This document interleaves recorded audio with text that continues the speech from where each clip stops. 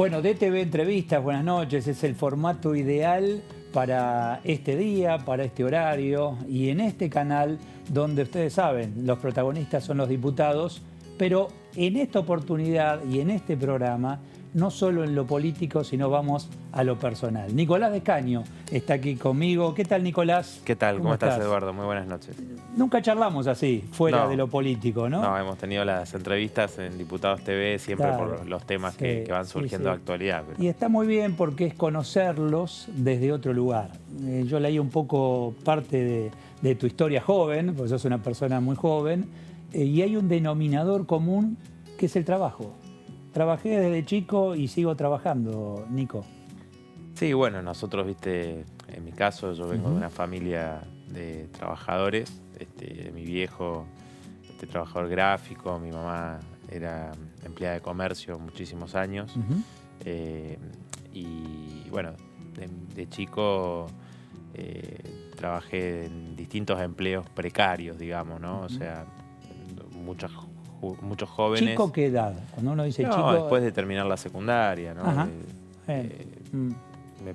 Digamos, hay muchos jóvenes 17, 18 años. Claro, hay muchos jóvenes que hoy, pero yo te digo, en aquel momento, fines de los 90, tanto que se habló de Menem en estos días y en lo que significó el menemismo, ahí ya se veía, ¿no? Todo el tema de las leyes de flexibilización laboral, que te podían contratar por 3 meses y después... chau, bueno, la tercerización laboral, muchísimas cosas que perduran hasta nuestros días, porque toda esa herencia, digamos, del menemismo no se modificó, y creo que, bueno, un poco el trabajo informal, todo eso que uno también lo vivió, ¿no? O sea, yo vendí ropa, trabajé de cadete en distintas empresas, trabajé también como... en call center, bueno, muchos empleos que... porque vos querías, decías, bueno, voy a acompañar tal vez el pago de los estudios, etcétera, o era por una ejemplo de necesidad. mamá y papá. No, es una necesidad, digamos, que una familia trabajadora, digamos, o sea, vos si buscás independizarte de tu familia, tenés que trabajar, y eso, digo, se ve mucho ahora que cuesta un montón, ¿no? En las familias trabajadoras cuesta poder tener, primero acceder a una casa propia es prácticamente imposible, ¿no? Alquilar se hace cada vez más cuesta arriba. El otro día bueno, fui a visitar a mi viejo a Córdoba, a mi barrio, y la verdad que cada vez más se ve lo que uno puede percibir en muchos barrios de sectores de trabajadores, clases medias, que es, bueno, al no poder acceder a una casa propia, estar caros los alquileres, se construye como se puede para arriba. Si o tenés sea, espacio, los hijos quedan en la casa paterna. Claro, claro. Buscando la forma de tener alguna casa en el mismo lugar, con alguna entrada distinta, si se puede. Pero, digamos, eso se ve muchísimo, ¿no? Y mientras más precarizado es el trabajo al que pueden... que tienen, ¿no? Peor aún, ¿no? Y eso, ¿Vos bueno, naciste en Córdoba? Sí, yo nací en Córdoba. ¿Y tus padres también se criaron allí en Córdoba? Claro, mis viejos en realidad en Villa María, que es una ciudad del interior, muy cerquita ahora, cada vez más porque ahí está la autopista, entonces más cerca, y se fueron a vivir a Córdoba, a estudiar a la ciudad de Córdoba, y bueno. En la época de tus padres, yo tengo 54, o sea que más o menos, imagino, debe estar por ahí, ir a trabajar fuera del estudio era tener experiencia y ser el cadete, el aprendiz, y eso era experiencia de vida laboral. Vos ya no lo viviste así. No, en realidad es como te decía. Era la changa para tener unos pesos. Claro, tener un ingreso que te permitiera poder tener una independencia, estudiar. Me parece esa era la... Y mis viejos, en cierta forma, también por el hecho de que al irse de la ciudad donde ellos vivían, nacieron y todo, también necesitaban, ¿no? Más allá de una ayuda familiar que pudieran tener, necesitaban un empleo para poder sostenerse, digamos, en aquel momento. O sea que tuviste trabajo, llegó la universidad y en el mientras tanto apareció el trabajo como militante. Sí, en realidad... ¿Simultáneo fue? Claro, en realidad la militancia en mi caso empezó muy chico, cuando tenía 14 años, en el colegio secundario. Empezamos a través de distintas situaciones que se iban dando en relación a, por ejemplo, un código de faltas que todavía existe en Córdoba, que planteaba, por ejemplo, que el comisario es el juez en primera instancia en las contravenciones, ¿no? Y eso generó mucha bronca en la juventud en aquel momento, porque había figura de merodeo. O sea, si la policía opina que vos estás merodeando y no le gusta tu cara, te puede meter preso, y el juez en primera instancia es el comisario. Y esto, bueno, a partir de eso se generó toda una movida, pero volviendo a lo que te decía... ¿Era salidor, Nicolás? No. ¿Ya de chiquito y empezaste a vivir esas situaciones? No, a ver, había muchas cuestiones de persecución, digamos así, a la juventud. Por si te tomás una birra en una esquina o cosas así, que era como para muchos jóvenes, bueno, un espacio natural, algo normal, digamos, ¿no? Que vos puedas estar con tus amigos, con tus amigas. O sea, me parece que ahí fue mucho lo que se empezó a vivir en los 90, producto también de que la desocupación en aquellos años, que fue creciendo bajo el menemismo y todo. Yo me acuerdo que ya a mediados de los 90, pasado mediados de los 90, como que esta figura, digamos, de que los pibes se juntaban en las esquinas, que no tenían laburo y demás, y eso también, ¿no? Una represión por parte de la policía, los casos de gatillo fácil, todo eso que se vive al día de hoy. Bueno, yo me acuerdo en aquel momento patente todas estas cuestiones. Pero bueno, empezamos por ese lado y también por una historia familiar de militancia que obviamente daba toda una influencia, ¿no? ¿Por qué vas de Córdoba a Mendoza? ¿Un tema de estudio también? ¿Por qué la vida te lleva a Mendoza? Mira, en realidad es como que hay varias cosas, pero hay sobre todo un hecho de que nosotros hay una idea de que fuera a Mendoza a colaborar con el partido, con mi partido, el PTS, y a fortalecer en la provincia. Y bueno, a mí me gustó la idea, así que bueno, fuimos y arrancamos, digamos, siendo bastante pocos. La verdad que bueno, una experiencia muy buena, porque uno va encontrando no solamente, digamos, como una experiencia política en la militancia, sino además poder conocer, ¿no? Amistades y gente. A eso iba. La militancia te lleva a las amistades. Uno a veces entra por afinidades, otras veces por enamoramiento, otras veces por un juego. Un poco de cada cosa te llevó. No, yo creo que hay un hecho, como te decía. Vocación. Hay un tema, digamos, de cómo uno ve la realidad, ¿no? O sea, desde muy chico, puede que tenga que ver, obviamente, con una influencia familiar, pero desde muy chico el tema de que a mí me molestaba mucho la injusticia. No podía soportar que haya gente que vivía en una mansión. O sea, uno de chico no lo entiende, ¿no? O sea, te genera algo te preguntás, ¿cómo puede ser que haya gente que revuelve la basura para poder comer y gente que vive en el mayor lujo? Bueno, después obviamente eso lo vas comprendiendo, y vas comprendiendo que hay un sistema. A veces eso le ocurre cuando tenés, incluso en el grupo de amigos, donde se iguala, ¿viste? El joven iguala, ¿no? Sí. Decís, bueno, mirá dónde vive y dónde vivo, y su papá se esfuerza, el mío también, pero hay situaciones distintas de vida. Bueno, por eso esa desigualdad, todo eso uno después va comprendiendo, es decir, es parte de un sistema social que tiene toda una historia y demás, y a partir de eso poder construir una idea, ¿no? de cómo superás esta situación, cómo superás este sistema social, y eso tiene que ver con la militancia, tiene que ver con eso, ¿no? Construir una fuerza política, en este caso socialista, anticapitalista, de la clase trabajadora. Más uno va comprendiendo, obviamente, con los años, pero al principio uno tiene esa sensibilidad, o esto que vos decís, ¿no? De mirar, a ver, pero ¿por qué la desigualdad? Llegar al resentimiento, es decir, preguntarte, ¿no? Inclusive, por supuesto, ¿no? También hay un resentimiento, pero uno, como te digo, si uno comprende desde el punto de vista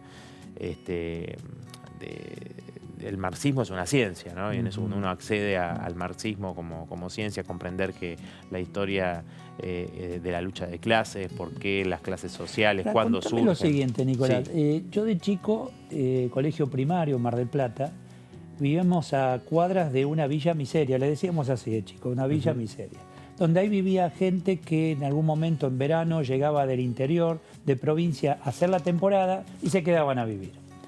Esos chicos iban al mismo colegio que iba yo, clase media, trabajadora. Compartíamos hacer las tareas, venían a mi casa, veían una casa de clase media. Yo iba a su casilla, donde yo observaba como chico el piso de tierra pero barrido, y uno de mis amigos cuidaba a su hermanito, y cuando venían a mi casa me veían a mí cortando el césped, o mi mamá me hacía limpiar los vidrios, etc. Entonces yo digo, clase media y clase con necesidad, había puntos de encuentro donde ellos aprendían de mí y yo mucho aprendía de ellos. ¿Eso sigue siendo igual o cambió? ¿Se entiende lo que quiero decirte? Sí, yo creo que hay mucha estigmatización, mucha más que antes, me parece. Aunque obviamente siempre lo hubo, ¿no? Y creo que hay una cierta conexión, obviamente, ¿no?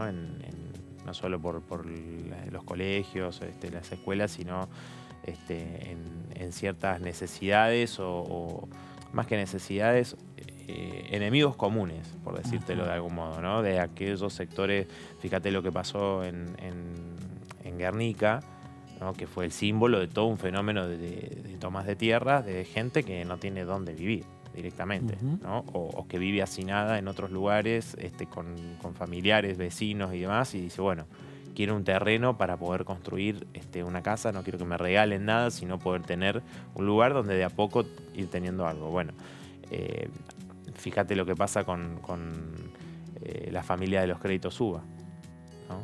Que sí, son sectores de clase media o trabajadores que tienen un empleo formal y fueron estafados por los bancos, por los créditos para acceder a y por los gobiernos, obviamente, el gobierno de Macri, para acceder a una vivienda, ¿no? Y ahora tenés créditos que vos sacaste, suponete, por 100, ahora tenés que pagar con futuro incierto, 300, y no sabés, cada vez más se actualiza por inflación, o sea, es toda una estafa que el gobierno ahora no responde, y ahí vos tenés, ¿no? ¿Cuáles son los intereses, los enemigos comunes?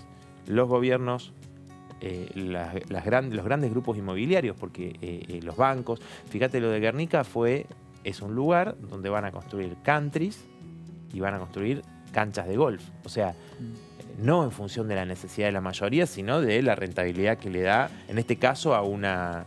Te pongo ese ejemplo, pero hay muchos más, digamos, ¿no? Entonces, hablamos de Nicolás, trabajo, sea por militancia, etcétera, y la diversión por donde pasaba, el esparcimiento, la vida de adolescente, no sé, la salida de un adolescente, amigas, amigos, ¿por dónde pasaba? Y mirá, deporte.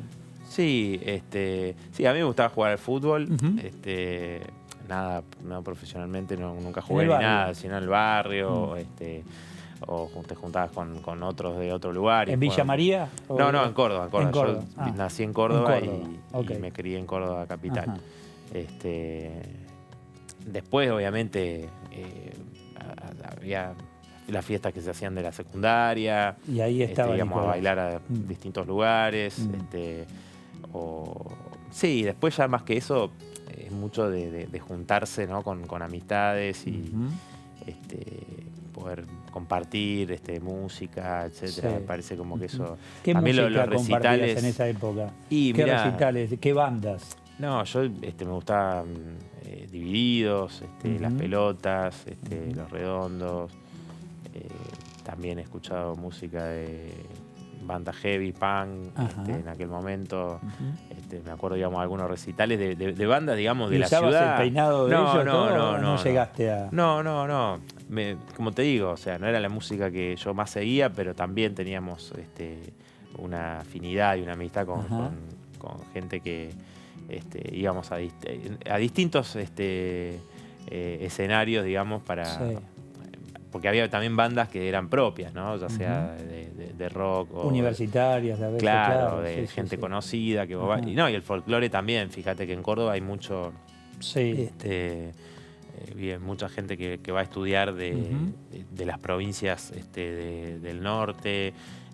Es como... Sí, ciudad universitaria por excelencia. Claro, tenés los festivales y demás. Entonces todo el tema del folclore también. O sea, como que siempre me gustó. Bueno, estuvo muy cerca por eso, por mis ahí viejos por también. la letra, por el mensaje también, ¿no? También, por supuesto. Por las bandas que vos me hablás. Sí, por supuesto que uno va relacionando y también hay un contenido, ¿no? Ahí, contestatario y que uno siente una afinidad, ¿no? Sin ser los 80, pero ya en los 90 tenías también lo tuyo. Y sí, lo que pasa es que en los 70, 80 era otra cosa. Claro. Bandas que... No habías nacido vos. Y yo nací en el 80, en el 80 así por que... eso, claro. De chico, bueno, por eso te digo, en los 90 había bandas que expresaban un poco la disconformidad con la frivolidad que existía en ese momento. La el ropa pensamiento acompaña, único. cómo está luqueado, uno acompaña también, dejarse el cabello largo o la barba, etcétera, o ya en los 90 no. No sé, me parece como que no pasaba tanto por ahí. Aunque obviamente había un contraste por eso te digo, había Son las tribus, ¿no? Uno se mimetiza. Totalmente. Inevitablemente. Sí, uno se va mimetizando, pero digo, había como un rechazo, al menos en un sector de nuestra parte, a todo eso que se iba generando como el caretaje, como le decíamos, digamos, por ¿no? supuesto. que acompañaba todo lo que estaba de moda, lo que estaba en el momento, etcétera. Entonces... Y contame, ¿la tecnología ahí empezó a trabajar? ¿Empezaste vos con la tecnología o todavía no? Decir, bueno, porque tímidamente, viste, en los 90 empezó a aparecer parte de la tecnología, no lo que soy, digo, para comunicarse, para comunicar, para los mensajes, para decir, bueno, cómo intercomunicamos a quienes que viven en Córdoba con los que viven en Mendoza y los que están en Buenos Aires. Sí, bueno, después ya un poco más adelante sí, porque tenés más, los celulares se hacen como más masivos más y entonces como que eso va generando también una conexión diferente, ¿no? Sí, me acuerdo cuando me fui a vivir a Mendoza, tenía la posibilidad de tener contacto por mensajes y cosas que quizás antes eran más difíciles, o las llamadas que te salían más caras. Podías tener una promoción si hacías más, entonces como me comunicaba. Y bueno, ya obviamente después está todo el tema de WhatsApp y más adelante después empieza... hoy ya esto es tan vertiginoso. Te tenés que ir acostumbrando, ¿viste? Quizás al principio uno le resultaba más como raro, ¿no? Es decir, Pero se incorpora, o sea, no es me niego a esto que es tecnología, moderno, futuro, no es careta usar la tecnología. No, para nada, no. Eso, a ver, eso... nivela, digamos, iguala. A ver, el problema no está en la tecnología, digamos, o en el desarrollo de la ciencia y demás que se da bajo este sistema, sino que es la apropiación privada de todo eso, ¿no? La desigualdad que hay en relación a esa tecnología, o si querés, no sé, lo llevo a otro terreno, pero que ahora es muy importante el tema de la ciencia, ¿no? El tema de las vacunas. Bueno, las vacunas hoy tienen una propiedad, la patente, la propiedad intelectual. Cuando si eso no existiera, digamos, si se liberaran las patentes, hoy podría producir las vacunas argentinas, el Estado argentino y muchos otros, y vacunar rápidamente. Sí, la patente, el poder de compra, y hay países que tienen hoy la vacuna... O el desarrollo mismo, digamos, de las vacunas y la investigación científica para enfermedades de este tipo, ¿no? Virales, fue desalentada por las propias farmacéuticas, por los propios gobiernos, porque no era muy rentable, previo, ¿no?, a la pandemia. Sabiendo que ya venía una pandemia, decían, bueno, la pandemia X se hablaba antes del COVID-19. Sin embargo, retiraron la mayor parte, digamos, de los recursos para investigar ahí. Entonces, por eso vos tenés ahí un límite. Nosotros, obviamente, todos esos avances, el problema es que se utilizan de esa manera, ¿no? Como en función de la rentabilidad. A ver, yo voy a ganar más si hago esto. ¿Cómo hago para ganar más? Y no como todo eso está puesto en función de un desarrollo armónico, igualitario de las personas. Y bueno, por eso el planteo anticapitalista, socialista de nuestra parte, apunta a Contame, hacia ¿viajaste? eso, ¿no? ¿Conociste parte del mundo? ¿Saliste de la Argentina? ¿Te gusta viajar? ¿Pudiste hacerlo? Quizás sea una cuenta pendiente en realidad, porque viajé, sí conozco Brasil, conozco Chile y Uruguay. No he tenido la posibilidad de viajar a otros países, cosa que me ¿Por un gustaría. tema económico? Y sobre todo por un tema económico, digamos. O sea, nosotros a veces, bueno, por ahí la gente no sabe, pero nosotros como diputados ganamos lo mismo que cobra un trabajador, ¿no? Eso desde que asumimos. Ya en el 2013 que llegamos a la Cámara de Diputados, ¿no? Y bueno, entonces, digamos, no es que los recursos son... O sea, te gustaría hacerlo, pero es un tema en principio económico, el no poder viajar más allá de en la principio frontera. es un tema económico, obviamente. Uno tiene... Y también la planificación de poder, digamos, hacerlo, bueno, no se ha dado. ¿Cómo se compone tu familia, Nicolás? ¿Sos solo? ¿Tenés pareja? ¿Tenés hijos? Yo estoy en pareja. ¿Estás en pareja? Con Virginia. Hace varios años ya, desde el 2013. Y no tenemos hijos. No tenemos hijos. Y bueno, después tengo mi hermano y mi papá. ¿Mendoza? Viven en Córdoba. En Córdoba. Ellos se quedan en Córdoba.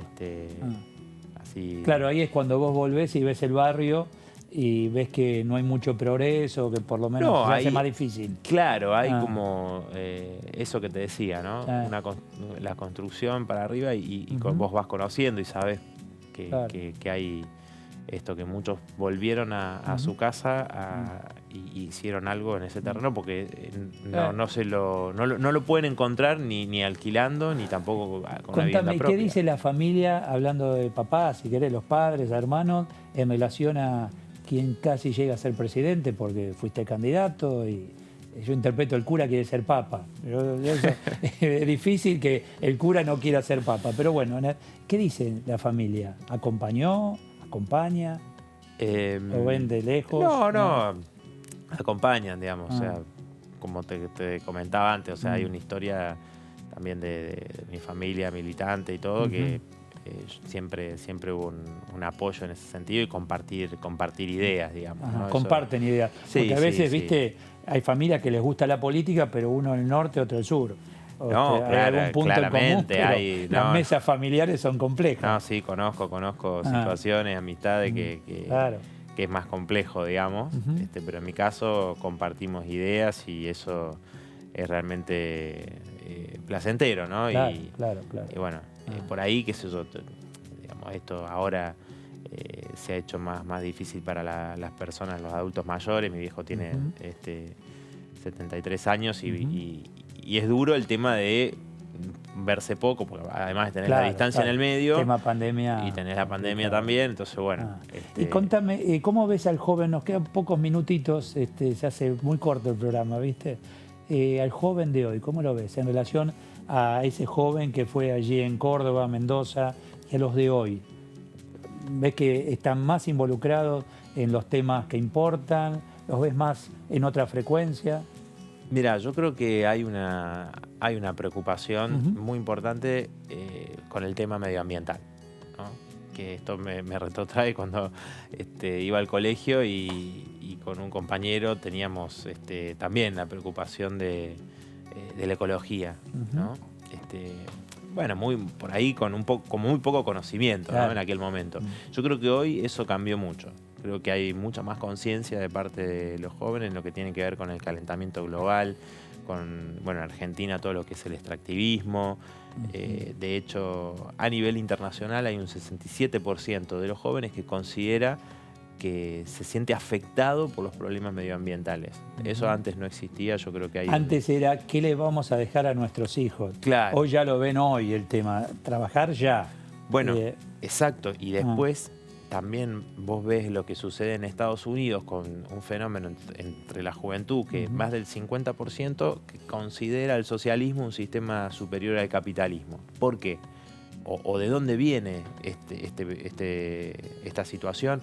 Viene del hecho de que ya este sistema no les ofrece más que empleos precarios, cada vez más obstáculos, más dificultades, entonces hay más desigualdad, entonces se va generando una conciencia y la búsqueda de alternativas que me parece que eso muestra, si querés, una realidad y toda esta crisis que estamos viviendo a nivel mundial. Y tal vez en algún punto importante esa igualdad se está dando, vuelvo a la mesa familiar, donde los padres se escuchan más que antes, los chicos tienen más posibilidad de expresarse que antes. Sí. Digo antes, no muchos años atrás. Sí, y también me parece que en lo que hace a toda la cuestión, digamos, de género, también hay otro nivel de conciencia, de involucrarse, y en eso también lo que vos señalás de los padres escuchar a los hijos o a las hijas, me parece que ahí también en ese punto se ve, ¿no es cierto?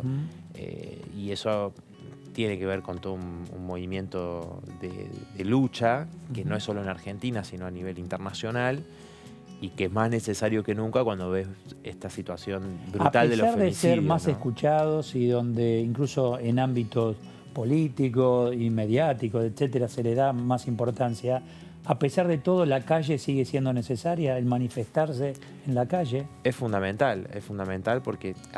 A ver, yo te digo esta parte, pero vos después tenés que... vemos las estadísticas y la mayor parte, digamos, de la desocupación afecta a los jóvenes, o sea, en un porcentaje mayor a la media.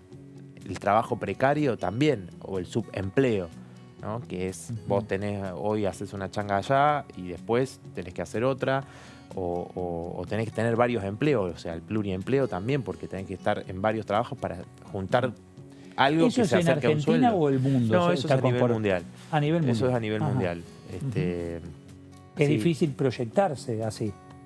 Muy difícil, muy difícil. Entonces, todas las transformaciones en el trabajo, que esto lo hemos estudiado, lo seguimos estudiando. Yo escribí un libro que se llama Rebelde o Precarizada, sobre la juventud. En Argentina, pero toca temas internacionales y ahora, digamos, más todavía esta cuestión de toda esa transformación en el trabajo, la tecnología que hablábamos antes, no es que... ¿al servicio de qué se puso en los 90?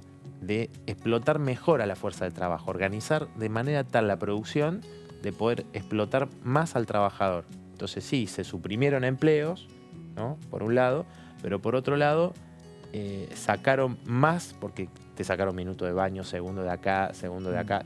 ¿Cómo optimizás? Y ahora, pandemia de por medio, hay que rever todo esto porque aparece el teletrabajo y apareció. Y no fragmenta aún más a la clase trabajadora. Bueno, hay toda una situación y eso también me parece que hace a que los jóvenes digan, bueno, es más necesario la calle. Va a haber que analizarlo.